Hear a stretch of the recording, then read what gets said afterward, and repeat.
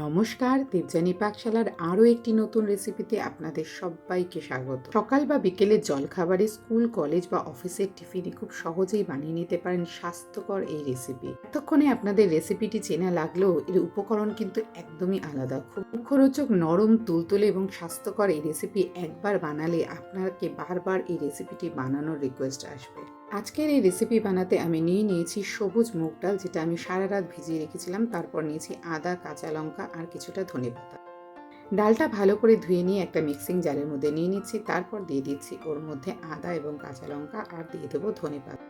এবার এর মধ্যে দিয়ে দেবো পরিমাণ মতন নুন। স্বাদের ব্যালেন্স করতে এখানে ব্যবহার করব 3 চামচের মতন চিনি। আমি আগে একটু লঙ্কা আর আদা দিয়েছিলাম, তার সাথে সাথে চিনি আর নুন। এবার দিয়ে দিয়েছি দই, বড় চামচে 2 চামচের মতন দই দিয়েছি আর তার সাথে দিয়ে দিয়েছি 1 চামচের মতন জল। মিক্সিতে ভালো করে একটা পেস্ট বানিয়ে নেবো। খুব বেশি পাতলা ব্যাটার এটা তৈরি হবে না।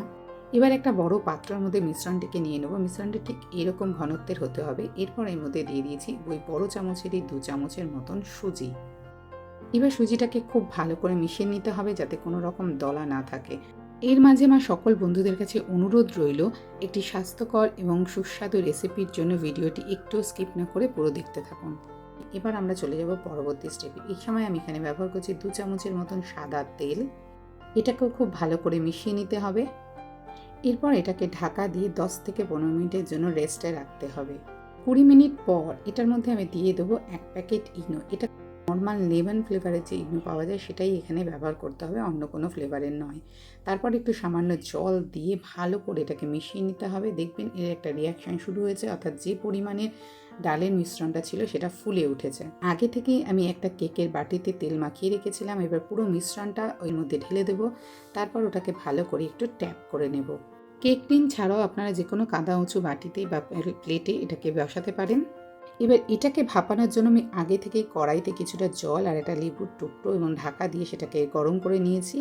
এইবার এটাকে বসিয়ে 30 থেকে 40 মিনিটের জন্য এটাকে রান্না করতে হবে, একদম গ্যাসের ফ্লেমটাকে লোতে দিই। 30 মিনিট পর আমি ঢাকাটা খুলে একটু চেক করে নিচ্ছি। দেখুন এটার চামচের গায়ে কোনো কিছু লেখে নেই। এবার এটাকে একটু ঠান্ডা করতে দিয়ে পরে আস্তে করে চামচের সাহায্যে বা কোনো চাকুর সাহায্যে এটাকে একটু ছাড়িয়ে নিতে হবে বাটিটা থেকে। তারপর একটি থালা নিয়ে এটাকে উল্টো করে সাজালে দেখুন কি সুন্দর একটা সফট, নরম, তুলতুলে ধোকলা তৈরি হয়েছে।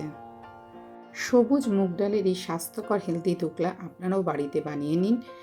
এটাকে আরও সুস্বাদু করার জন্য একটা কাঁটা চামচ দিয়ে এটাকে ফুটো ফুটো করে তারপর এর মধ্যে আমি একটা তড়কা দেবো। তার জন্য একটু সাদা তেল, তার মধ্যে নিয়ে নিয়েছি একটু সর্ষে, একটা কাঁচা লঙ্কা, কিছু ফ্রেশ কারি পাতা আর তারপর দিয়ে দেবো সামান্য একটু তিল।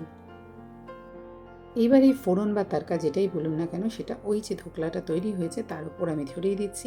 তারপর আস্তে আস্তে করে এটাকে আমি নিজের পছন্দ অনুযায়ী কেটে নিচ্ছি। আপনারা আপনাদের পছন্দ মতন কেটে নিতে পারবেন।